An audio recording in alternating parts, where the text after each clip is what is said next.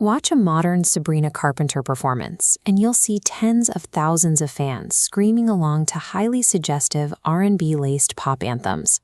But that aggressive, stadium-level pop persona completely shatters the exact pristine, family-friendly mold that originally built her career. Her entry into the industry was entirely grounded in raw vocal talent. At just 10 years old, she was posting covers of Christina Aguilera online, eventually placing third in a massive nationwide singing contest run by Miley Cyrus. That visibility led to a leading role in 2013 as Maya Hart on the hit Disney Channel series Girl Meets World. The television success smoothly transitioned into a 5-album record deal with the Disney-owned Hollywood Records. Success during adolescence often functions as a professional trap. Because the brand is built on youth, it restricts an artist's ability to grow alongside their audience, effectively freezing them in their child star persona. This chart tracks Sabrina's early mainstream performance. We see an initial rise with her albums Eyes Wide Open and Evolution, but then the line hits a distinct plateau. She was locked tightly into the role of a Disney pop princess, and the numbers simply stopped growing. But if we project a second trend line here, representing her actual vocal and creative ceiling, a massive gap appears. Behind the scenes, she was realizing the music she was performing lacked authenticity and entirely bypassed her actual abilities as a songwriter. Walking away from a guaranteed paycheck and a massive corporate marketing arm carries severe professional risk, but escaping a manufactured image requires intentionally dismantling the very brand that made you famous. In 2021, her contract with Hollywood Records ended. She immediately signed a new deal with Universal Music Group's Island Records, stepping completely outside the Disney ecosystem. The result was her 5th studio album, Emails I Can't Send. She completely overhauled her creative process, building her tracks directly from deeply personal, highly vulnerable messages she had written to herself but never actually sent. The sonic profile shifted right alongside the lyrics. The polished teen pop production was replaced by a sophisticated blend of acoustic instruments, dance pop rhythms, and heavy R&B influences. She was no longer a hired voice hitting her marks. She secured sole lyricist credits on several tracks and took an active role in the musical composition, serving as a primary co-writer and producer for her own sound. Modern audiences are digitally literate and highly sensitive to corporate polish.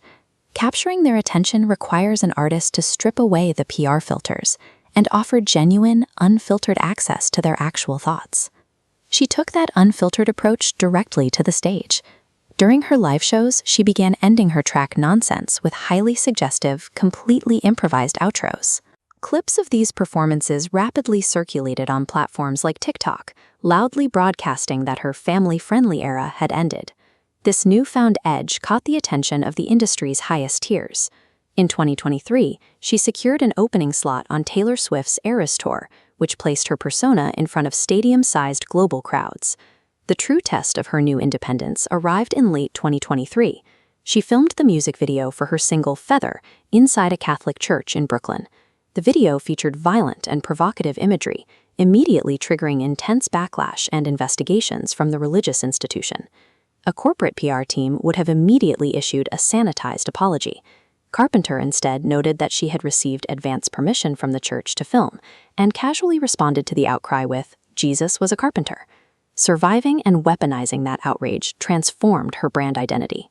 By leaning into the controversy rather than retreating, she proved she was finally free of corporate Disney constraints. That momentum converted directly into commercial dominance. Her 2024 album, Short and Sweet, debuted at #1, led by the global success of Espresso and Please Please Please. The Recording Academy quickly validated those metrics. At the 67th Annual Grammy Awards, she walked away with trophies for Best Pop Vocal Album and Best Pop Solo Performance. Rather than resting on those accolades, cellmated. By mid-2025, she dropped her 7th studio album, Man's Best Friend.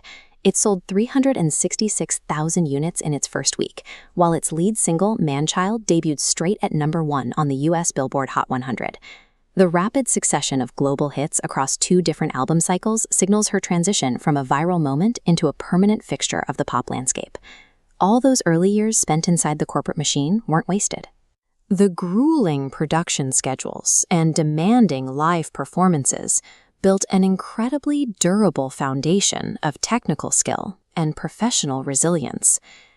That elite performance foundation only yielded these results once she secured the autonomy to write her own lyrics and direct her own sound. She effectively replaced the corporate script with her own perspective. Today's music industry does not reward perfect compliance. To reach the absolute highest tier of pop culture, an artist has to combine sharp humor, intense vulnerability, and absolute creative ownership.